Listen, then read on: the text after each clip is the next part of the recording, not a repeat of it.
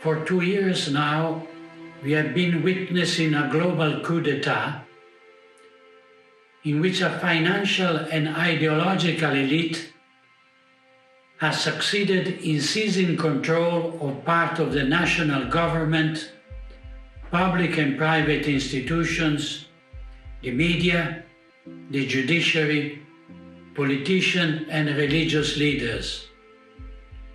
All of these, without distinction, have become enslaved to these new masters who ensure power, money and social affirmation to their accomplices.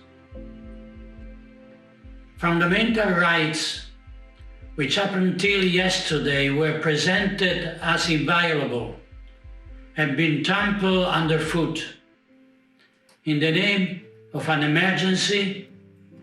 Today, a health emergency, tomorrow, an ecological emergency, and after that, an internet emergency.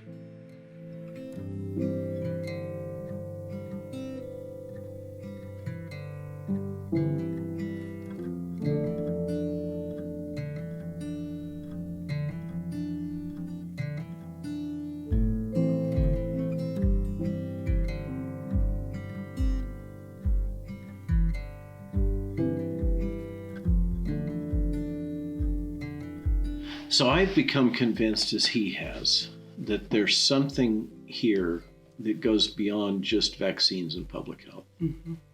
And it's really, and I have not wanted to go there intellectually. Mm-hmm. And yet it is impossible to make sense out of what is transpiring in the world right now, but just through as an explanation of public health. Mm-hmm. and vaccine policy or antiviral policy. And I have become convinced that we're in a situation in which we're all having our rights eroded, mm-hmm. and that there is a larger force beyond this. I have colleagues who speak at length about evil. Mm-hmm. There is a growing sense by many people that there's something fundamentally evil mm-hmm. going on here. I've become convinced that we do have a situation that is essentially the growth and expansion of global tyranny that is harmonized, that is managed, that is aligned across nation states. And it appears to be aligned with the economic interests of a small cluster of investment funds that represents the bulk of global Western capital. In my view, in the Western world, if there is a remaining moral authority in the world, it is the Catholic Church as the dominant moral authority. And I was hoping that the Catholic Church would take a principled stand here, mm-hmm.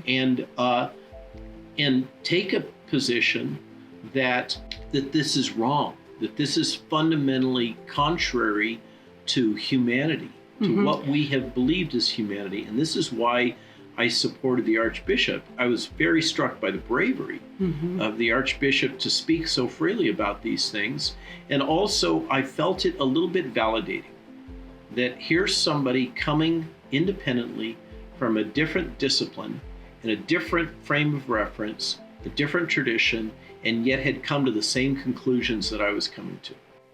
Okay, so what, in the face of a dysfunctional government and public health response, what can you do? Build connections within your local community. And that means, in part, building contact lists, particularly for the elderly, within your community, whether your community is a church or a town hall, or whatever your political and social structure is. Try to build community, try to build contact lists, call lists, stay in touch with each other, and in particular, try to stay in touch with the high-risk groups, the elders, etc. They represent your wisdom, and they're at highest risk. And the biggest crime, I think, that's going on is the feeble elder who encounters the virus, goes to the hospital, mm-hmm. or is taken to the hospital, gets told, no, you're not sick enough, go home, Here's an aspirin. Call us when you're sick enough. And so they go home and they die. And they die alone. And it is completely unnecessary because early treatment can help them.